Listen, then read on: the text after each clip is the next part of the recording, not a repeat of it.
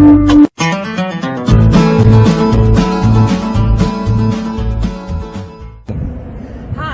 welcome to the Etiquette Show, our entree to the world of culture, gender, sexuality, tradition, business, and so much more. Hi, I'm Regina Gershman.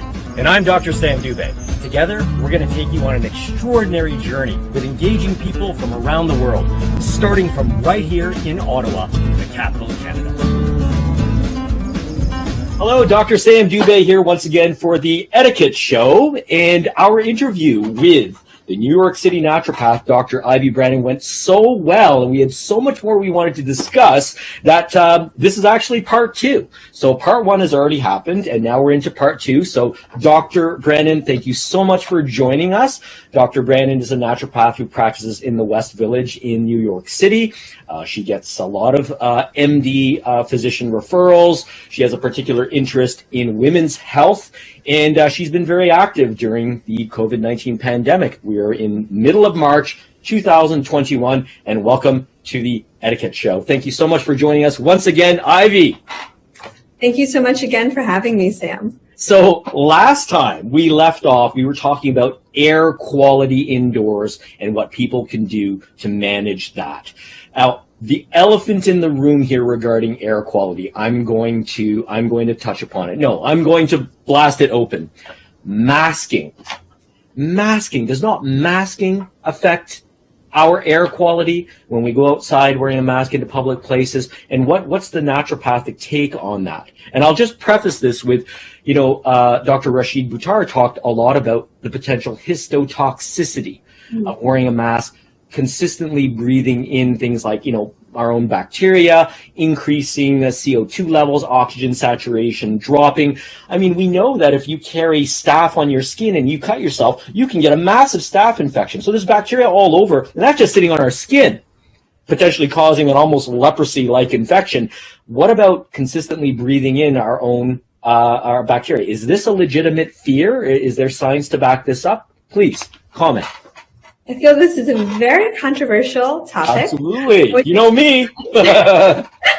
And so, definitely we have to think about safety. And of course, everybody is different when it comes to, their breathing capability, people that are prone to things like asthma or have any kind of distortion in breathing. So what I would say, as far as at least guidelines when it comes to masks and wearing masks, definitely making sure that you're cleaning your masks more often than not. And it's interesting. So, because again, my practice is mostly women and younger women. I work a lot with acne. So the most common complaint about masks is increase in acne, or what we call maskne. Yeah. And so what I found in my practice that has been the most beneficial is, besides obviously cleaning masks often, is using silk masks. And silk masks, first of all, have been shown to be very, very effective in preventing the spread over other fibers. And one of the big things is because they're hydrophobic versus hydrophilic. So when we're thinking what is the big risk factor when it comes, or the spread is water droplets. So you definitely want to have a fabric that's going to prevent the spread of water droplets. But the other big thing is they are more naturally breathable, plus also one of the big reasons why people were having more breakouts in association with the masks is a lot of them are very irritating. So the silk masks tend to be less irritating. So for the most part, I feel getting anywhere from 5 to 7 silk masks that you're washing regularly. I guess when it comes to, again, I'm always thinking, at least for myself, risk cost analysis, or what are the benefits, what are the what are not. And so, definitely when it comes to, there's no way around it. If you're in an environment that requires you to wear a mask, you have to wear a mask, like whether you're taking public transportation, you're going to the grocery store. I mean, I think the situation is a bit different here in the US than it is in Canada, where most businesses are up and running, but with restrictions and specifically around mask wearing. But I would say, like, if you have the opportunity to be in situations where you don't necessarily have to wear a mask, I feel like I'm a little bit nervous to even say that, because that could be really, I feel almost anything I say around COVID could be massively misinterpreted. Yes. And so all I have to say is just what I know. And what we try to do up here is, you know, for instance, if we're away from people and we're outside, you can take the mask off.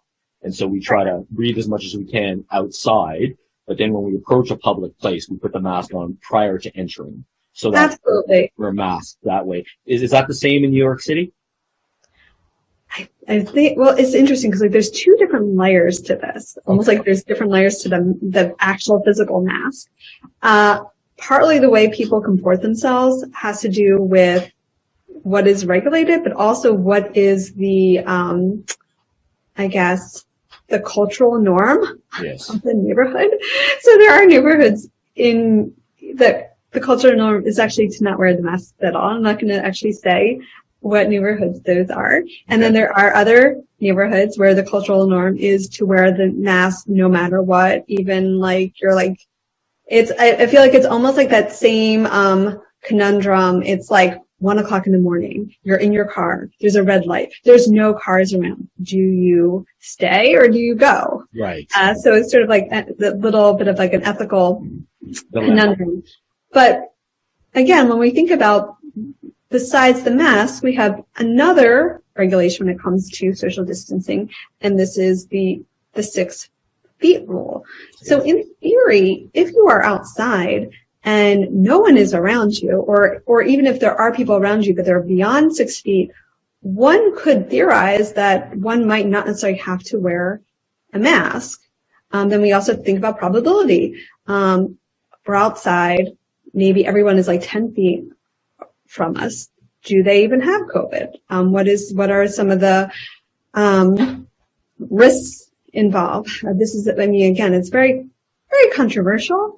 But I mean, for myself, I feel if I'm outside and no one is around or no one is really that close to me, having either even a break, even if I always bring my mask no matter what, because you don't know what opportunity or what's going to happen. But I personally feel comfortable taking off my mask, whether it's like briefly or the other thing. I remember early on during the pandemic, there was it was actually based, I think it was either on cold research or flu research, just even the idea of closing, like basically holding one's breath. While in having, like if somebody sneezed, if you had your, like even if they were closed, but you were holding your breath, that actually could prevent the transmission. And so potentially, I mean, again, like this is very controversial. I don't know if I would even advocate anyone trying this, but potentially only holding one's breath if someone is kind of like entering your 6 feet sphere could potentially prevent, contracting COVID. But again, this is all very controversial. So yeah, you know, and the thing is, I'm concerned with other vectors of transmission. So for instance, you know, wearing a mask is one thing, but we know the viral particles are way too small. It's like throwing sand at a chain link fence. You know, basically it's like the viral particles can pass through the fabric masks like nothing. It's the water droplets or the moisture droplets impregnated with the virus that get stopped by the mask.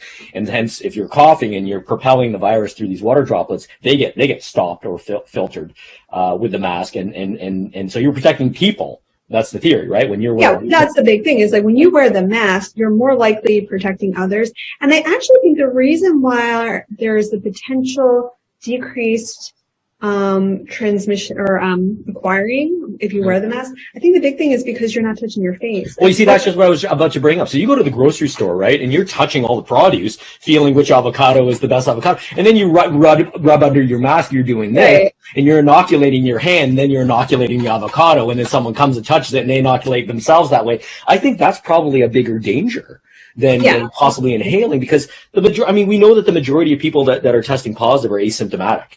And asymptomatic transmission, according to Chinese and the studies data taken in Florida, showed it basically doesn't happen. So I think there's other modes of transmission, right? And I know you're familiar with the evidence as well. So this is a big controversial point, and I don't want to belabor it too much. We have a lot more that I'd like to talk to you about, Ivy. Suffice to say that you've made some really good recommendations regarding improving your own air quality if you do wear the mask, if you do go into public places, because we're not going to debate whether or not we should be wearing masks or not here. I don't think this is the time and the place with this interview, but certainly you've made some good suggestions. Now, in our previous interview, our part 1, partie 1, we talked about diet, and we actually talked for quite a while, almost 40 minutes on that, and you addressed various things, including the need for vegetables and particularly the influence or the importance of organic vegetables. We talked about deficiencies that can occur and the importance of getting appropriate nutrients, in particular, vitamin D, vitamin C, zinc. And you talked about using probiotics, and in particular for women in terms of their vaginal flora as well. And we talked about the mood being influenced by probiotics as well, and omega-3 fatty acids. And there was just so much there, and these things are all interrelated. There's so many other things we haven't talked about. We segued into being indoors and the environment, the differences in the environment. But let's talk now about exercise. And I know you and I have had this discussion in the past. You're an avid ballet aficionado, shall we say. I don't want to go out and say you're a ballerina, but maybe you are a ballerina. But I know that you yourself are taking ballet lessons online. So can you comment as to the challenges of regular exercise during the pandemic? Well, I'd say overall, at least like what I can really mostly speak to what I've seen in my practice, and a lot of the blogs that I have written actually have been influenced by patients and things that they've struggled with. And I think I have to say, I don't. It's interesting. Like, I don't like to label certain classes of people, but I would have to say it's sort of the pandemic kind of differentiated those that just were like haphazardly doing exercise or like kind of like reluctantly versus those that were like really committed. So like definitely something I've seen both from the dietary side and the exercise side. Those that just either they had already established a practice or it was like something that they knew was like one of their if something is non-negotiable for you, you're going to find a way to do it. Yes. And like for me, my ballet practice and is one of those non-negotiable things. So I was really grateful that many of the studios locally in New York started offering video like via Zoom or YouTube. And so it was first going with Mark Morris, and then eventually my main teacher, Svi Gothiner, was doing a live class and still is doing a live class via Zoom. And like the only thing I would say, my only barrier to the class is like I have a lot smaller space, and so it definitely is making a different class, but I'm still getting all the same benefits that I was when I was taking the class. And then I've actually in the past, I guess 6 months, I have been working with a personal trainer once a week, and mostly because I lost all my upper body strength. Right. So that's where I'm a little bit haphazard in my own routine.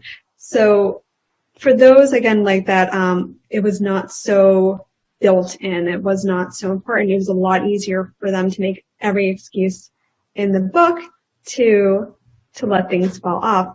But the one thing is that, like now though, more than ever, and I think after a period of time, specifically now that we're pretty much only inside, some of these things actually can be even easier than ever before. Most of us New Yorkers did a lot of time on the subway, lots and lots of traveling.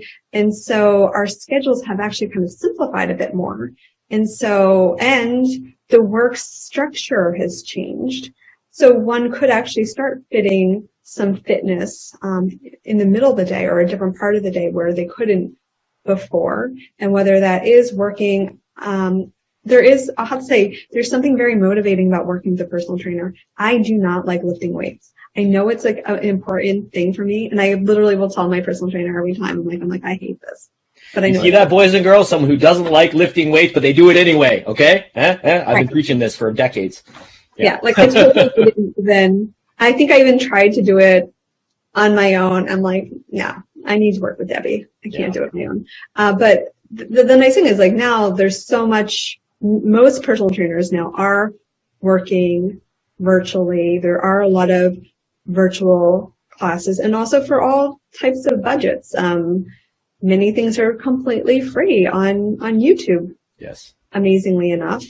And even getting the equipment, just ordering it online. There's a lot of things that it doesn't have to be. I mean, I have just like in my home right now, just 1, 2, and I graduated to 5 pound weights. I'm actually lifting 5 pounds now. It's all relative. Right. So I have my little setup. But the big part I would say is really building it in. And again, I feel that some of these struggles probably were even relevant during pre-pandemic, and then just making it even just having any additional barrier to exercise is going to make that so much worse. But I think the best thing is, or, really the best advice I really can have is just get started. Even if it's very small. I mean, often, like with my patients, I will be, even if it's like 10 minutes, 20 minutes, taking a walk outside, then, you're getting the extra benefit, also some fresh air, you're getting some sunshine. Now that we're having longer days, people can take more advantage of that. Biking. I mean, New York, we have like a lot, even again, though we are limited in some way because of the pandemic, we have a lot of these, we have all these parks. We have, a city bike system that people can use, and they do, at least they claim that they're doing a really good job at cleaning the bikes. Also, now we have ice skating, which is kind of another option. And you're speaking to someone living in the city with the longest skating rink in the world. So, yeah, we're big on that. There's definitely a lot of resources, but the big thing, just like any of these healthy habits, is finding a way of building it in and making it a non-negotiable. Another big thing is that we are sitting more than ever, probably. Yes. And again, a lot of New Yorkers, maybe they didn't even go to the gym. They didn't really have an exercise routine, but they probably were getting like 10,000 steps in a day, just because New Yorkers are always on the move. Like, there's no way around it. This city, unfortunately, was not built for people that cannot walk. It's just not, that sounds like, but it's a very much a mobile city. Yes. So now that we're very much in lockdown, finding ways to stand more, whether it's purchasing a standing desk, creating your own. I have never purchased a standing desk, though I make standing desks all the time. I do all my charting standing. Oh, okay. I do a lot of my blogging standing. So getting standing desks, or if you really don't want to do that, even getting one of these huge exercise balls, so at least you are somewhat engaging your core, can also influence, have some positive influence. But yeah, the most important thing is really building it in. And exercise is so important when we think about not just for like looking hot. Yeah, no, absolutely. But also our mood, our sleep, our digestion. We think about peristalsis, digestion, immunity, longevity, sexual function. I mean, movement is medicine, right? Movement is medicine. And you're preaching to the choir. I'm a strength coach, and one of the things I do, and I still do, is I coach online. I coach trainers online. So I'm a master trainer, and I work with a lot of strength athletes. So, but there's times when I don't want to go. I got 5,000 pounds of stuff in my basement, and I don't want to go in the basement. But I'll tell you this, one of the biggest boons, I think, or one of the biggest sayings, is that action precedes motivation. So you were saying you just got to do it, right? Like, just do it like the logo. You just go and you do something. Just do one thing. Do one push-up. Do one sit-up. Walk up one flight of stairs, and you'll find you can't stop there. It's like eating that one Dorito, right? So it's like, don't think that motivation is going to come, because it will never come. If you're waiting for motivation, it may never come. What you got to do is you just got to get up and do it. Turn your brain off. Don't try and rationalize not doing it. Just do it, but do one little thing. Don't have a 0 day. Never allow a 0 day to go by. Just do one little thing, and that can set up the momentum, right? Because you may, and as soon as I get in the basement, if I start warming up, it's like a switch flips in my head, and all of a sudden I'm in my element because I'm a gym rat deep down inside, right? And you love ballet, and maybe you don't want to get in front of the Zoom call right away. You know what I mean? Like, do you have to motivate yourself to get in front of it, or you just go? It's like, I know it's going to be good for me. Boom, I'm there. Oh, ballet. Well, ballet is like my joy. Passion for you. Okay. It's like kind of like, I get my only, and it's something I'm actually trying to work on, is one, getting on for the, like, a little bit before, just to like get into the groove. Yes, versus like trying to fit in every single little work thing I need to do before. And then the other thing that I'm continuously trying to work on is turning off everything else and really allowing my ballet practice to be the only thing I'm doing. So when my teacher's demonstrating something, that doesn't mean it's time for me to like text someone or email someone. Right. I'm not perfect. And like, I really do need to turn off my gadgets. And when I do have a better experience. But, so those are, I think, more like the, the struggles. Yeah. And I think something that, is fairly ubiquitous are stairs, right? Like even if you live in an apartment, take the stairs. I mean, that's resistance training. No one else is taking them, so they're probably really safe. That's right. And the fundamental resistance or weight we all have at our disposal is body weight. So like you were saying, there's lots of good videos out there. There's lots of information out there on body weight training or partial body weight training. And this is something I found there's a much greater demand for recently, with people being, isolated, gyms shutting down, people not wanting to go back to gyms, people being fed up with gyms going out of business, and people still having memberships to said gyms. There's a lot where I can't really see us going back to normal. No. Really can't, Ivy. And it's frightening in a way. It's almost like an infrastructure is being laid to prepare for, COVID-20, COVID-21, COVID-22, or anything else that would cause us to potentially lock down. And I don't know if I'm a fan. I don't know if this is the best way to handle this. All right, let's move on. Another topic that you mentioned that often goes without a lot of discussion is mindfulness. And so for many people, mindfulness means meditation. And in one of your blogs, you mentioned meditation might be a little heavy duty for many people. So I'm recommending breath work. So can you talk a little bit about breath work? My experience with breath work, I've had numerous types of breath work, from focusing on the breath for a meditative experience all the way to Stanislav Grof's holotropic breath work in the 90s. That was wow, just wow. And I won't go into it here, but can you talk to us about your idea of breath work with regards to mindfulness? Sure. And when we think about mindfulness, and I think a lot of people get very confused, specifically when we think about mindfulness in regards to, say, meditation. It's not necessarily that the goal is absence of thought or achievement of that, or having like kind of like a blank. It's much more, the goal is gaining focus and ways of helping to train the mind. Because every second we're having all kinds of thoughts, and a lot of those thoughts are garbage. And so the more that we can kind of differentiate between helpful thoughts, non-helpful thoughts, how much we actually can have the ability to even, perhaps like the first thought that comes out of our mind, we have no control of, but we can kind of we can develop more control over what are some of the thoughts that come after it, or recognizing kind of like one of the terms that we often talk about, like, for example, in Buddhism, there's like this idea of delusions, and that everything that we're experiencing is coming from our mind, but is it really always like reality based? And we can even think about, like, here in Europe, we have a lot of crazy people, specifically on the subway, that are like screaming at fairies that don't exist. Well, we're kind of experiencing the same thing. Right. That could be a whole other discussion. And with, meditation, is one of the techniques that one can use to help to really develop that, awareness of mind, awareness of focus.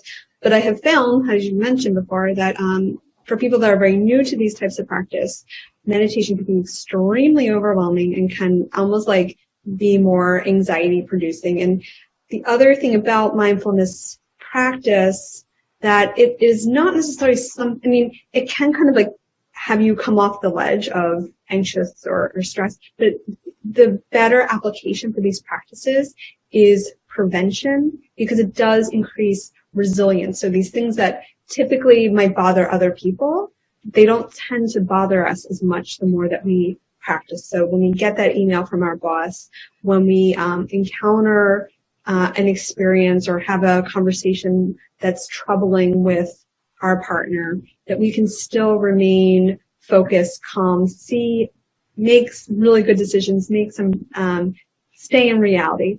And I like things like breathwork because it is a little bit more accessible for most people, because it is it is a way of focusing, and you are basically bringing your mind to the breath, but it is more of an engaged activity. And so I find that it's often much more accessible to patients. The one that I use most often is what I either call pyramid breath or a 3-part breath. I'm not going to go too much into the details of it, but mostly that as you're doing, you're going through 3 types of breath, and you're adding a slight pause into the exhalation and increasing it. And the idea is that when our exhalation is longer than our inhalation, it naturally actually puts us into a parasympathetic state. And we're going to be in the sympathetic state many times, and unfortunately most of us actually just live in the sympathetic state. We don't even know what the parasympathetic state is. So parasympathetic, rest and digest, and sympathetic is very much like our fight or fight.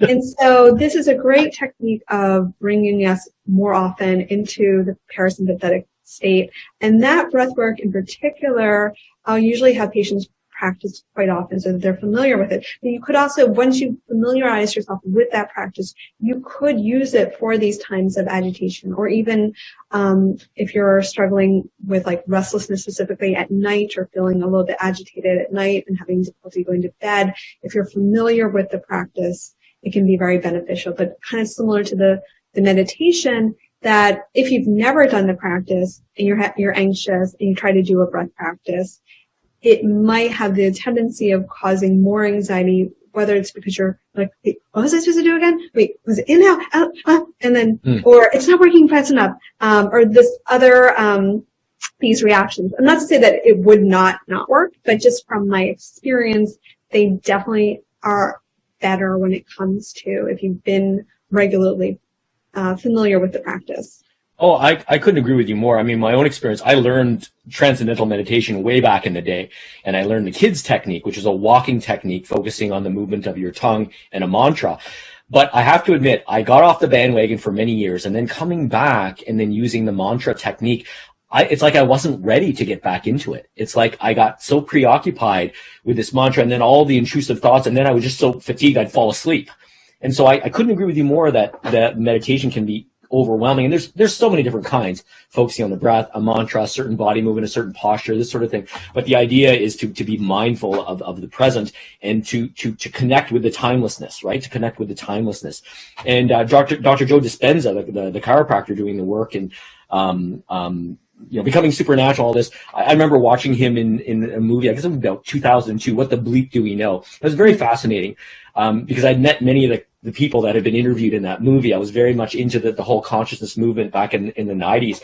And he's interviewed, and he's actually done a lot of research in this area on altering your consciousness and getting in touch with the timeless state of us, not being so aware of the space, but getting into the timelessness and then focusing in, or rather tapping that infinite possibility, the undifferentiated field of infinite probability and possibility, as we could call it, or as they call it in Brain Symbol and Experience, the sea of infinite possibility. So this is the idea of the mindfulness, right? Is getting in touch with this, and then hopefully, having that manifest in our lives, right? That this where we don't concern ourselves with the material as much. Anyway, I ramble as I am wont to do, but thank you for that. Are there, we're talking about mindfulness. We can seed into rest and recuperation. So I know that, the isolation, the breaking of the routine, many people not going to work, and lacking structure, strangely enough, because you mentioned structure in your blog. And I do want to, and if you feel it's appropriate to talk about it now, please feel free to do so. But the lack of that structure affecting everything, from eating to, I have students who literally have reversed their time in the day. You know what I mean? It's like they're sleeping in the daytime and they're awake at night because there was no incentive. They've got pre-recorded lectures. They got no incentive to stay up during the daytime. So they become more and more nocturnal, right? And of course, this is not necessarily the best sleep, right? So can you comment to rest and recuperation, and then, or if you want to talk about structure, feel free to do so. Well, I'm a big advocate of structure, and I think sometimes we misinterpret structure as restriction, or I want to be free. I want to just do whatever I want, act being an adult, I'm going to live out my 5-year-old's fantasy. I'm just going to eat whatever I want. I'm just going to it doesn't really work very well. First of all, as I mentioned, I think it was actually in the first episode, we didn't even talk about in this episode, how I was an engineer. Well, guess what? You know what? Our bodies are kind of factories. Our bodies are machines. They do want to be treated in a certain way. Sorry to bust your bubble. Yes, our bodies do have a lot of resilience, but there's only so much it can take. If we think about that whole rubber band analogy, yes, you can stretch it, but at some point it's either going to snap, or the other one would be the slinky one where eventually just you get that edge. And it very similar. It's structure. Our bodies just run best on structure. And there is in place systems. There are rhythms. And we always talk about the circadian rhythm, which is our rhythm around light, dark sleep. And not necessarily that we are always going to be sleeping as soon as sundown, and that could be a whole other discussion about the research around that and primitive people and how they actually don't go to bed as soon as sun is down, and this has a lot to do with the way melatonin is secreted. But we have this natural sleep-wake cycle, but we have other rhythms. We also have our cortisol rhythm. So yes, we talk a lot about the negative of cortisol. Well, we actually do need cortisol, and it has its own rhythm. Cortisol levels should be normally very elevated upon awakening, and as the day progresses, they should decrease. But you could see how changing the way you do things could actually have an impact on cortisol rhythm. We also have the adenosine rhythm, and that basically, as the day progresses, our body is going to be building up more and more adenosine, basically breaking it down from ATP, which is the fundamental energy molecule. Doesn't coffee affect, or caffeine affect? Yes, that's actually how coffee works, because coffee basically blocks the breakdown or the release of adenosine. So that's exactly how coffee works. It's it's my favorite thing to present on. I find it so fascinating. I find for some reason caffeine metabolism is I love that drug. I just I love studying it. So as the day progresses, our body is going to be building up more and more adenosine, which is going to help us fall asleep. And then, because I study women, women have reproductive cycles, changes with elevations of estrogen the first half of the cycle, hopefully get ovulation, and then we have healthy production of progesterone. All of our key hormones all have different half-lives throughout the day. Our thyroid hormone, for example, if you test someone's thyroid levels in the morning versus later in the day, there is going to be some variation because they have different half-lives. So our bodies are kind of perfect, but the problem is that we don't always treat them well. I mean, when we think about, if, like, for example, a car, we're not going to be doing crazy stuff to our car. We're not going to be like just, well, I don't want to give it gasoline. Right. I'm just going to pour Pepsi Cola in it. I mean, why the heck not? I'm free. I'm free to do whatever I want. Or like, yeah, like, I know it says like I need to get an oil change, but like, what do I care? Or like, who cares if my tires are flat? I'm just going to keep on driving it. We would never even think about doing that for a car, but we will really bend over backwards to just fit all this kind of chaos into our body. So that's just one. Right? Right. So, I mean, structure in general, again, really helps facilitate the function on so many levels of our body. And this is also often, I have a lot of patients, specifically female patients, that will follow some of these different dietary ideas that just don't really work well with the female body, unfortunately. Is specifically we want certain things to be functioning optimally. But then another thing to think about, children, for example, also really like structure. And when they don't get structure, that's when they actually act out. And so actually, in very many ways, structure allows them to feel safe. It's not necessarily a punishment.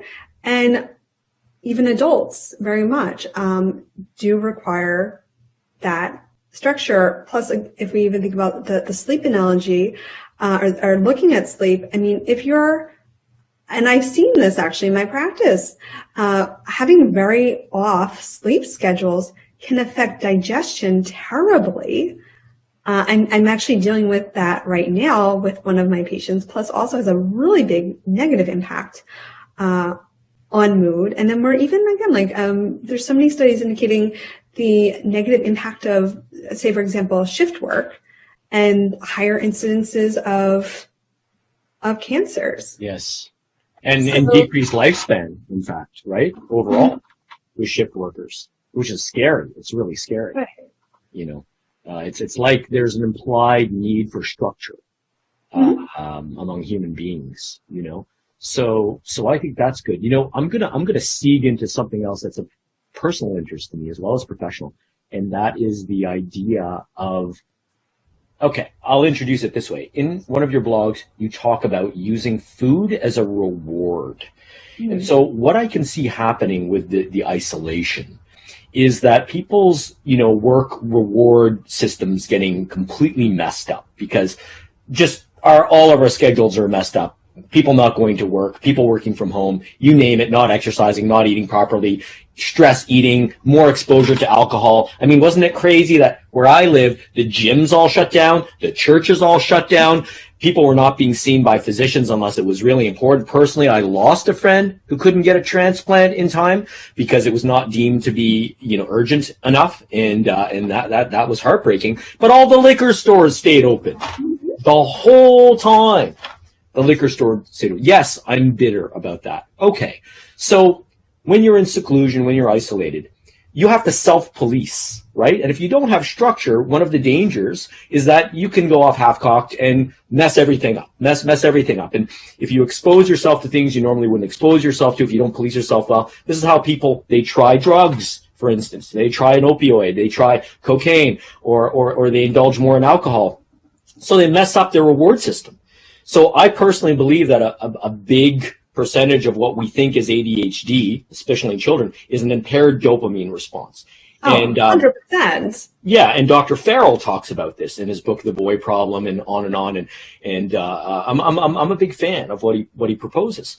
Also, if you look at depression, and the manifestation of depression and depressed mood, it could be because your dopamine system is messed up because of things that you've conditioned yourself for that you no longer experience. You've changed your thresholds, right? So I personally think this is very, very true. So can you speak a little bit to this woolly mammoth in the room of behavioral modification, self-modification due to isolation? I don't think we've ever talked about this in any other interview. I think this is really important. And what can happen when people don't don't exert some form of self-control or self-discipline chronically if we don't do that. You know what I'm talking about, Ivy. I know exactly what, it's very, very big. And I think there's like there's so many layers to this. And I'd say, first of all, I mean, we're wired to want reward, and that's okay. And we do get to have rewards. But one of the detriments is when we are reaching towards the things that have like a huge, like from either the extreme of like the cocaine or like the chocolate bar or gambling, all these, or alcohol. Or even let's just say it, pornography. Even pornography, right? I mean, that's a big one that we often don't talk about because you got to be sex positive, right? But this is something intrinsic to the human experience that could be being abused, right? So I will shut up and let you. And it's funny. This is actually so perfect because like I'm doing research for a presentation I'm giving next month, and I was actually doing some research on dopamine release and relationships and bonding. So it's kind of like it's like kind of like a little bit fresh on my mind.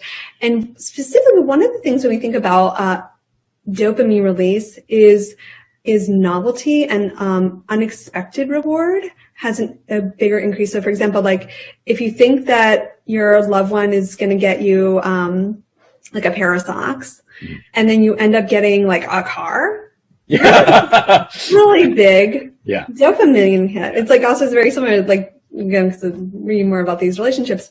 The novelty of a relationship, definitely you're going to have these higher levels of dopamine. And that's why one of the things also to kind of keep, because dopamine kind of is sort of, oxytocin and dopamine definitely are very much related into this feeling of love, this feeling of bonding. And that's why one of the things for kind of like keeping things kind of like fresh or like keeping the romance alive in relationships is bringing in, even if it's like low levels of novelty, but like certain things of unexpected.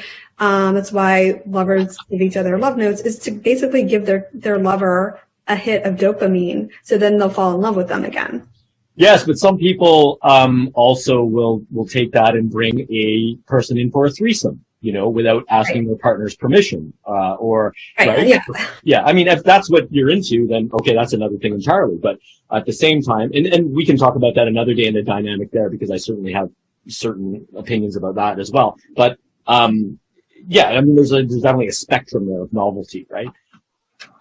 Yeah, and another big thing too is like, again, like the intensity of the reward, and it is going to be more difficult. I mean, for example, like things are very like opioids, cocaine. I mean, even some because even like when it comes to the food, for example, there are definitely foods, when it's very sweet, very just the properties of the food where you're really getting that very heightened sensory experience, which is producing the reward. But sometimes even the abuse of the substance, like there's something like somebody eating a whole bag of chips, for example, in very rapid succession, can also have like sort of like this reward kind of feeling, even though it's even if it seems like kind of like a sick way. Like even that's one of the things that they've actually shown in bulimics, for example, that a big influencer is actually low levels of dopamine, and that actually the binges themselves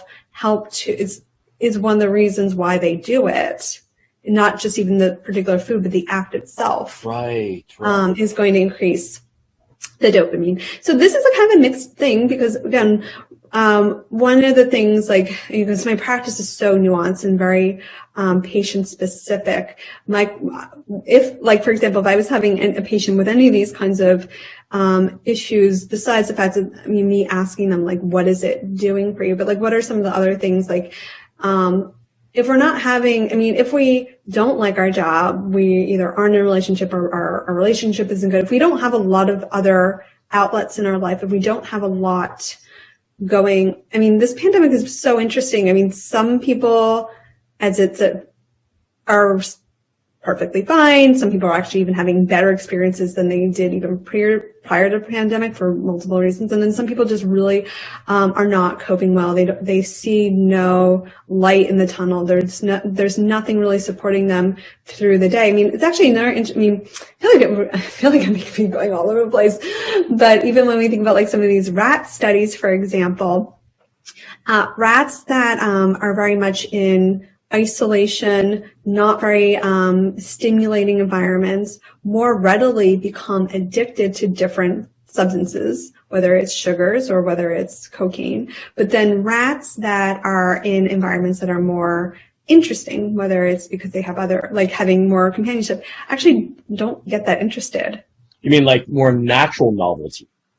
Right. So they're kind of, I mean, I guess like there's so many other layers. I mean, there's more enjoyment in life. Right. And so, I mean, some of the things, these are definitely things to consider. I mean, there could actually be an underlying biochemical imbalance that is leading this person to be utilizing these substances. It could be temporary, and like that there's definitely some things to find in one's life that's going to be much more positive.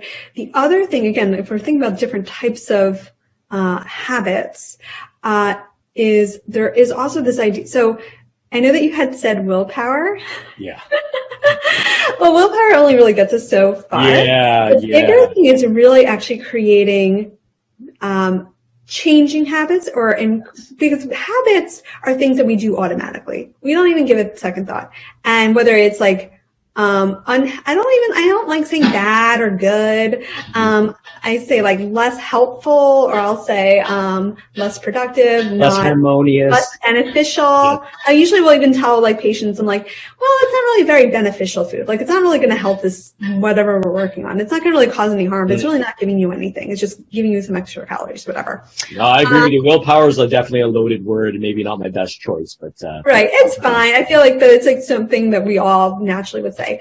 But mostly what it is like, so whether, again, like it's a habit that we just like these are things we automatically do, whether they're good for us or not. They're just, we've developed a neuro pathway for them. Sometimes we have no idea why. I mean, I have like I've been actually working on creating a new habit. I'm not necessarily eliminating the fact that I drink coffee every day, and also I have a piece of dark chocolate. But something I've been working on myself is starting the day off with 1 or 2 cups of water. And I've been pretty much consistent with doing that, versus before I would have I still get to have my cup of coffee and I still get to have my piece of chocolate, but I'm starting the day off with water because that's the type of person I want to be. So the idea is that we've already have these loops in our head. And there's a really great book called The Power of Habit by Charles Duhigg, and he talks I love that book, and I have the other book as well. And basically in the habit loops have 3 different components. It has the trigger, the method, which is basically, or the path, which is like the actual habit itself, and the reward. So all habits have these 3 components. So the method or the path is really the action. So like, for example, the eating of the chocolate, that's the habit. There's a trigger. It could be time. It's 7 p.m. That's when I have chocolate. Or it could be the place. On the corner of such and such, there's a store that has really awesome chocolate. Oh, I hear you. So, you know what, my choice of the word willpower, I'm going to defend myself here for a minute. So I guess what I would rather have said is we still have to be able to make that choice to set up these conditions, right? To be able to set up the conditioning. Otherwise, I don't like the idea of subscribing to B.F. Skinner and saying, well, we're all just subject to these loops that we've created or inborn with. We're mindless automatons, no better than ants. I went to a consciousness conference back in the 90s, and this is what Daniel Dennett talked about the whole time. And it was just like, really? That's life? Really? No, I don't think so. And so I still do feel that you have to make that leap and that choice. Yes, I want to get better. Yes, I want to improve. How do I go about doing it? To me, that does take a certain amount of willpower. It does take a certain amount of volition and desire to want to change too. So for you to say, oh, okay, look, my chocolate habit's a little out of control. Let's try to calm this down and, let's structure this a little bit better. I'm going to associate it with a reward. I see, 15 patients today. I've done this. I get my chocolate at 7 p.m. and I get to go to that store in Manhattan to get my chocolate. This is how I try to manage my work and reward as well. If I do something good, like after this interview, I got to go teach. You got a patient. But after that, okay, do I have something planned? Actually, I'm going to work out. But to me, that's a reward as well. So yeah, so like if you can structure these things in a way that they become habits, that we don't need to try necessarily, that there's an intrinsic reward, then that's the key, isn't it? That's the key. I think this is what and we're in agreement on that for sure. Now, right. Sorry, go ahead. And like one of the things, like, again, like, I think that, there's some habits that are very, very harmful and they take like more work and like probably some outside help and like one, like, overcoming a cocaine addiction or heroin addiction. I feel like that's a whole other conversation. Mm-hmm. But if we kind of think about, if we have a specific health goals, and I belong to this women's business group, and I did like a 1 month, like for a week, weekly like habit building. And so the big thing is like thinking about what are our actual goals, like what do we like, is it, if it's just like the basic of like losing weight or sleeping better, but really different, like what are those habits that are interfering? Because we all have good habits and bad habits. Some of our bad habits really aren't that bad, like, or they're not so interfering with our goals. So that's like a big thing to really kind of consider.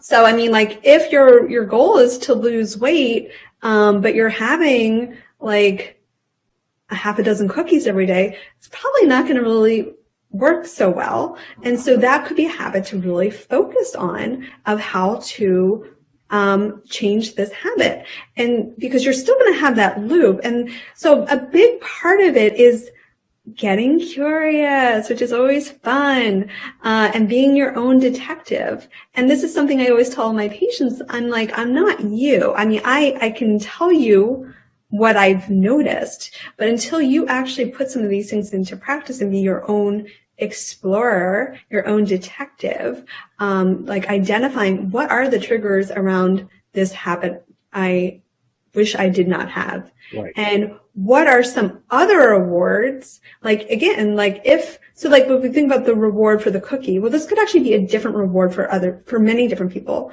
For some people, it could be escape from boredom. For some people, it is like the jolt, and they're like, maybe they are like a little bit adrenal fatigue then, or they're a little bit tired. There's so many other things you could use instead. Maybe drink a glass of water, maybe even having a cup of coffee or a green tea. Yes, some people would say those are not, but as far as like, if this person's goal is only to lose weight, that's a better option, and they would still get the same reward that they would having the cookies.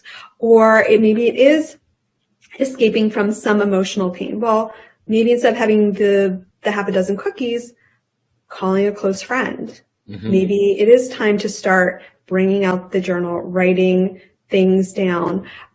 Maybe, again, like if you think like there's so many other things. And so it's like trying to modulate the reward part, and then even possibly even playing around with the trigger. If you keep your dozen cookies or whatever, like in the living room right next to you, you're probably going to be eating them all the time. Yeah. Maybe they need another home, or you need to be evicted, Right. Or if you're always going by that same bakery on the way home, maybe go a different route. Maybe, yeah, exactly. And this is why I know you said, drug addiction is an entirely different talk, because the stimulus and the reward are so different, because they tap right into these fundamental, the strongest drives in us, right? Even pornography taps into the same drives as drugs, and vice versa. That's why it's so strong. And so what do you substitute that with, right? Like, we're not talking about substituting a cookie here, right? When you're on a high, like a super high. So this is a real tough one, and certainly it's a discussion for another day. That being said, there's still so much I would love to ask you about. Would you be amenable to another interview someday, Ivy? I love it. I love it. It's so much fun. I love talking about these things. Yeah, no, it's very clear. It's very clear you're passionate. And one topic I would like to delve more into is women's health and your approach, not just the naturopathic approach, but your naturopathic approach, Ivy Branin, M.D.'s naturopathic approach to women's health and some of the unique issues that women may be challenged by more so than men during the pandemic. I think that there may be some, and I think you probably have some very strong opinions on that as well. And there's a whole area there pregnant with possibility, forgive the use of the word pregnant, but you know what I mean. And I think we're going to wrap it up right now. And I want to thank you so much for joining us. This has been wonderful. And we went from a single interview to a two-part interview. So is there anything else you would like to add very quickly?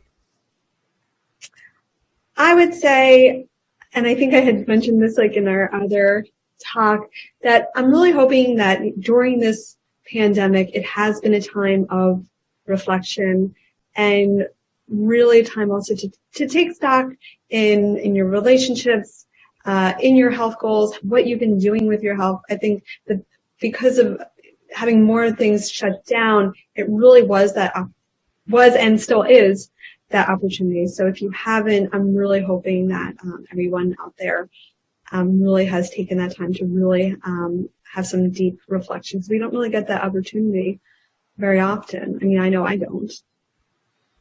Thank you, Ivy. Really appreciate that. That's a great insight. And I'm Dr. Sam Dubé, and here on the Etiquette Show, on behalf of the Etiquette Show and all of our viewers, I want to thank Dr. Ivy Branin for joining us today. And we will talk to you again in the near future. So until then, everyone, stay safe, and thanks for joining us on the Etiquette Show.